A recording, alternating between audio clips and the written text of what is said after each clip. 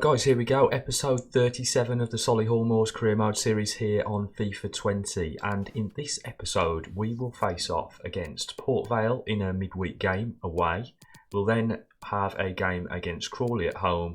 We'll then do the second tie of the Carabao Cup, the semi-final against Aston Villa, again a midweek game, and we'll round out the month away to Wimbledon. Okay, so here we go, heading out to the first game of this episode as we face off against Port Vale in this one. And your Port Vale lineup is as follows. Patterson fires it in to Nystrom, who turns his man, looks for the little chip through to find Smith, back inside to Nystrom, who flashes that one wide. Happy to play the ball around here, Port Vale, as they search for an opening. But obviously we'll put them under pressure, and we do that especially well there with Patterson, who fields it off to Evans, uses his pace to break away from the opposition, drives now into the box, sees the run of Smith, and that was a terrible shot there from Smith. So, holds the man off and looks to pass that back to Doohoo. Patterson will bring this forward, spins it into Nystrom, who goes around his man like he's not there, but he cannot get the shot past Madison. Got inside us here. Nice bit of play by Port Vale, but Ziegler rejects that opportunity. Gets the ball taken back off of him, but does exceptionally well under pressure there. Over the top, that is a good ball. Fredrickson does just enough to put the Port Vale man off, but Gibbons isn't giving up. Nice ball into the box, and Pearson manages to clear that away. And there we have it. We go into this half-time break having had a few chances, but at 0-0. Sweeping ball out left here to Atkinson. Oh, good work by Mitchell there to get in between the two Port Vale men. Lays it in to Peterson. Sees the run from Evans. He gets there ahead of the defender and smashes it past the Port Vale keeper. That is a goal that has been stolen off of Port Vale. Evans doing an exceptional job there, because the ball was never on and he absolutely robs it from the Port Vale man to go through and score a screamer. 1-0. Here, set away on that left hand side, feeds it in to Smith. Fredrickson now holds off the man and fires it down the line for Smith, comes back inside. Fredrickson tries that little dink into the box, but it doesn't get through to Nystrom, and we go again. Peterson this time. And again, and Smith does well there to come through and take that ball away from Nystrom. Well done by Patterson to break up that play, and he'll drive forward with the ball. He's seen the look from Nystrom, goes again himself. He's running out of pace here, so he fields it off to Evans. He's come through, checks back, looks off for Nystrom. He too is finding himself in a crowd of players, and that crowd prevents Peterson getting a decent shot on target. Joyce now down this left hand side for Port Vale. Good work by Mitchell there to prevent the Port Vale player coming forward, but they have managed to wrangle the ball now out wide right. Cullen tracked by Ziegler, and it was easy pickings in the end. The referee has indicated there will be a minimum of 2 minutes of added time. Ooh, nice ball by Peterson, but Evans hasn't quite got the legs. And there we have it, the full-time whistle. A 1-0 victory over Port Vale, who gave us a pretty stern challenge. They sat in deep, they absorbed a lot of our pressure, and to be honest, we were pretty knackered come the end of that game. Okay, here we go. It is a home game here at Damson Park as we face off against Crawley Town in this simulated game. Let's see if we can get a victory here. A 2-2, not a bad result. Lance Allen and Alic getting themselves on the score sheet. Okay, so just a bit of transfer news here to let you know that Ewan Harrison has agreed personal terms with Salford City, so he will leave the club for £135,000. Okay guys, here we go. It is the semi-final second leg of the Carabao Cup here as we face off against Aston Villa at home at Damson Park. This Midlands rivalry is about to explode.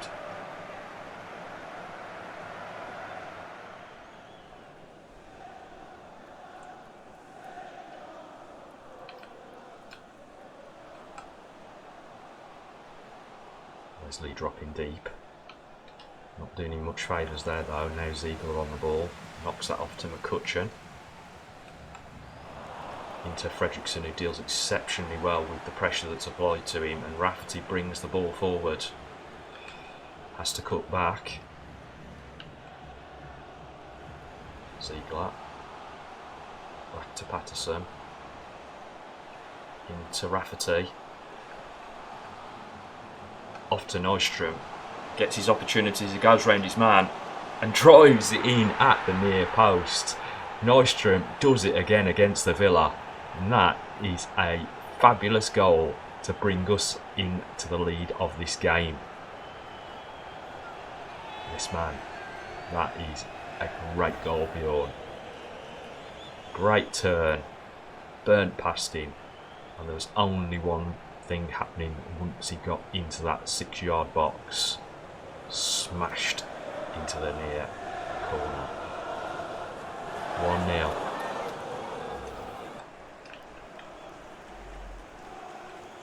Well done by Mitchell there to track back and take that ball off of El Ghazi. Patterson sold Fredrickson a bit short, but he still managed to retain possession and fields it out to Volpini, who turns inside, looks for Nystrom, and Mings does exceptionally well there just to guide that wide.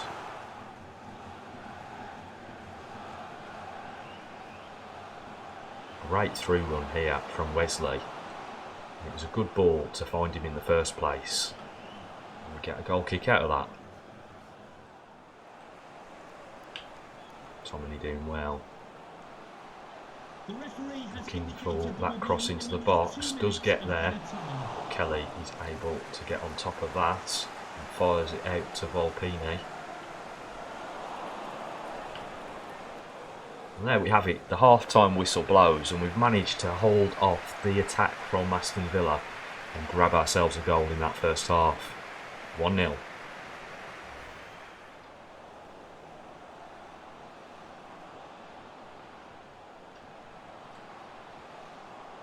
Ghazi out wide. Mitchell doing well to shadow his run. Prevents him from putting the ball in the box. Space opened up though for Douglas Luiz. He's managed to get the ball across. Kelly. Oh my goodness. Saves our bacon.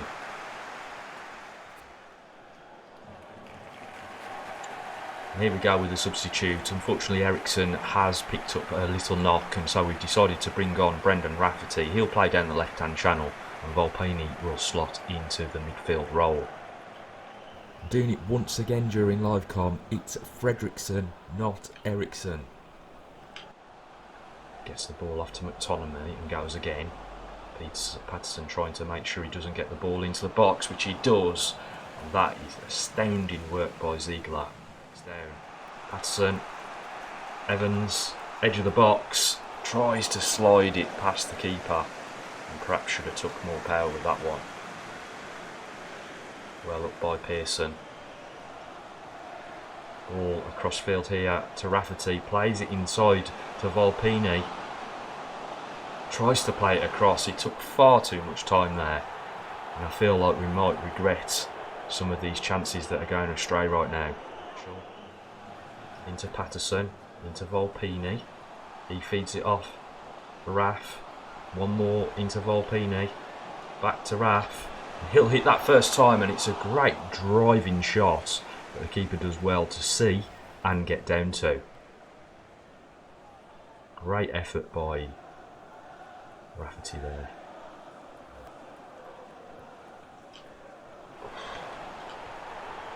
Go on, go in. It was a scramble. It was a scramble. Don't let Villa break. And Patterson's just took one for the team there, trying to slow things down. Jota. Just a time added on now for us to survive. 2 minutes of added time. Great interception by McCutcheon. Builds it into Patterson. He goes to Volpini. Through to Rafferty. And there we go. The referee has called time. And in this Midlands derby, in the Carabao Cup semi-final, we have unbelievably beaten Villa to progress to the final. First Man United, now Villa. It's an absolute madness.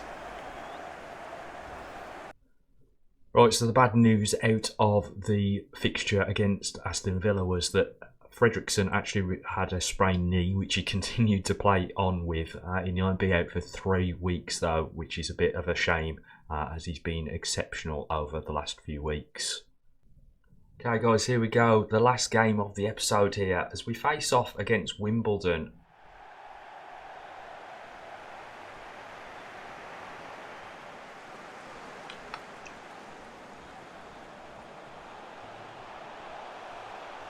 Trying to cover off the cross in, but it does come through. Patterson fires it off to Smith, comes inside, sees the run of Peterson into Nystrom, who's dropped deep as usual and fires that off quickly. It's too long a pass there for Smith to get on the end of. Patterson looks for the run of Volpini, drives forward. Driving run here. A little chip ball in. Nystrom. Oh, flashes it across the face of the goal. That was a magnificent effort from the Swede. How did he get there with that defender in the way? I do not know, but it was a great effort nonetheless. We're hemmed in at the moment by Wimbledon. And Pigott managed to get there ahead of Kelly. Tried to get that quick distribution off for Patterson. Didn't work. And now we face the challenge again. Good work by the defence, and that is a good ball out to Evans. We'll check his run and then we'll switch the play out here to Volpini. We'll push that down the line, use his pace to get away from these two defenders. Comes inside for Smith, does well. Ball back into Patterson, feed it off here to Nystrom. Seen the run from his teammate, and Peterson picks up the first goal of this game against Wimbledon and against the run of play.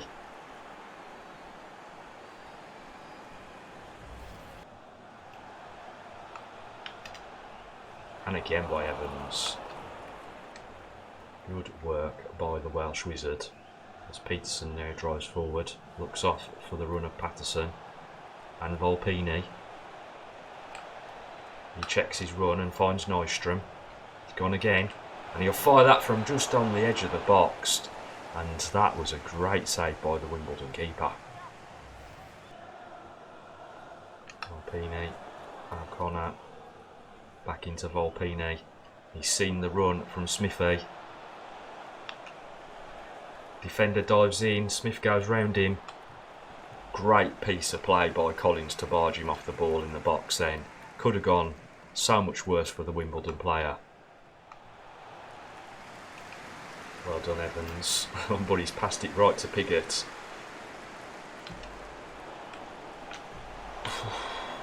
How did we keep that out? That was more luck than fortune, I think.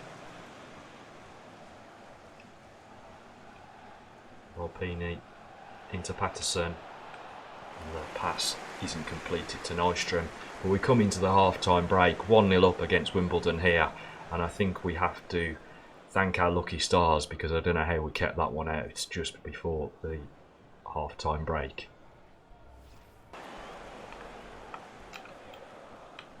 And Evans intercepts again. Some good work from the Welshman today. Fred Peterson off to Volpini. He'll drive his way into the box and take the shot. But Collins comes across to block his effort. And here we go, we've got a replay of that incident just ahead of half time where we managed to somehow scramble it off the line. VAR here showing us that there was no goal because it didn't even nearly cross the line. It was a great piece of defending work. Oh, we've hit the bar. What an effort there by Pearson. From the corner, Smith into Mitchell, back off to Smith. Takes a shot from distance and he curls one into the far corner. That is a stunning goal there from young Smithy. I tell you what, he doesn't score that many, but when he does, they always tend to be really good goals. It was a bit of a goal out of nowhere. Nice interchange, comes to him on the edge of the box and he just sneaks it past the defender and the keeper, who was probably unsighted by his own man. Issa Meggs as well. Great goal by Smith.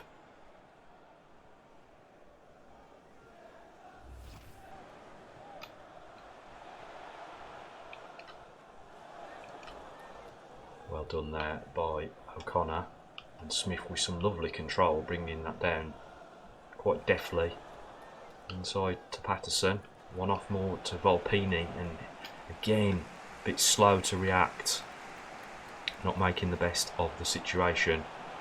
As Wimbledon come forward, this Patterson trying to make up the ground, and that is a great interception by Pearson as we come away with it with Mitchell. Little ball off, and Peterson has fed it down the line for Nystrom. Chips it up into the box, and Volpini, who's coming in at the back post, was looking for... Come on, ref. Oh, he's done it again. He's done it again. Pot shot from distance from Smithy. I honestly thought there should have been a free kick on the edge of the box anyway, as he was bundled off the ball just there. But then he retains possession and just goes, I'm having a go for the top corner. Top bins. What a strike by young Smithy. Quickly becoming one of my favourite players here at Solihull.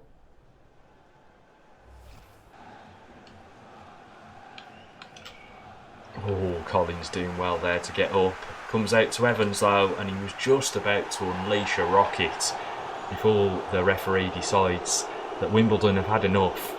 3-0 victory here for the lads in the last game of the month and the episode, and a thoroughly brilliant performance from young Smithy. Okay, so this month's Scout reports are in, and Johannes Magnussen has delivered us a big old pile of scrap, to be perfectly honest. I've dished out everybody aside from Daniel Rizzo, who has an overall between 47 and 63 and a potential of 68 to 94. Let's hope the Swede can find us a little bit more talent next month.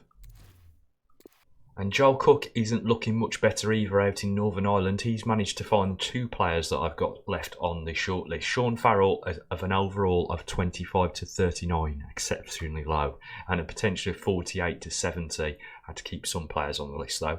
And then we got Jerry McAvoy, 40 to 54, with a potential of 67 to 95. So not that bad, but we will monitor these 2 guys as we go into next month's report. Okay, so Oliver McDonald is out in the United States, and unfortunately the talent pool out there must be pretty low as well, because he's struggling to find some decent players. The 2 players I've got left on the list for this month are Tyler Haber, 45 to 61 with a potential of 55 to 77, and Anthony Jackson, a goalkeeper with an overall of 49 to 67 with potential between 69 and 97. We'll monitor these 2 guys going into next month's report, and hopefully Oliver will pick up some more talent in the next month's report. Oof, and now we have some big news. Girona have agreed to pay the release clause for Davide Volpini. Now, Volpini is a player that we bought in on a free transfer, and we did say when we first bought him in that there was a possibility that he would go for big bucks a little bit later on. And for a team like ourselves, £3 million will go so far that I'm not going to stand in his way, and I'm going to let this transfer go through and see if we bag the £3 million. Okay, so just a bit of transfer news as we are here on deadline day. The first deal over the line is Alfie Martin, who will leave for Bury for £115,000. Okay, so that deal has been done for David Valpini. Girona have paid us £3 million, his buyout clause. £2 million of that will go into the transfer budget, and I am going to try to buy a player based on him leaving the squad. Okay, so the player that I've decided on is Josh Benning. Now, he's a striker, but he can actually play all the way across the front line. He's a striker, centre forward, left winger and right winger, so a very versatile player. We have had to give £1 million for him, and also Shamaki goes in the opposite direction, but I'd really think that this will be a very good deal for us because of his versatility. He's a highly rated player too, and I expect him to have a decent potential. And as we can see from the contract negotiations, we've actually managed to negotiate a deal which is better than the current wage that he's on. So he was on £3,600 and we've managed to shave that off. So once again, a very good deal for Solihull Moors here as we bring in a brand new regen. Okay, so the other deal that I've managed to put together is for another free agent, another central defensive midfielder and another South American. Bueno here will join the squad as David Valpini's replacement and hopefully help us drive towards our goal for the end of this season. Okay, so the next transfer deal that he's done is Aidan Anderson has left for Cambridge United. £330,000 is the deal and £210,000 of that goes into the transfer budget. Okay guys, so there we have it, a solid performance throughout January, plenty of good results there. We did lose Volpini, but obviously we got a great deal of money for him, so we had to take that deal. And we've replaced him with another free agent this time around, taking a Brazilian into the fold. He should be a direct replacement realistically for Volpini and should have a similar level of talent as the outgoing Argentinian. So I hope you've enjoyed this episode, and if you have, don't forget to hit that like button and also subscribe to the channel for more FIFA 20 content. But for now, I'm out of here.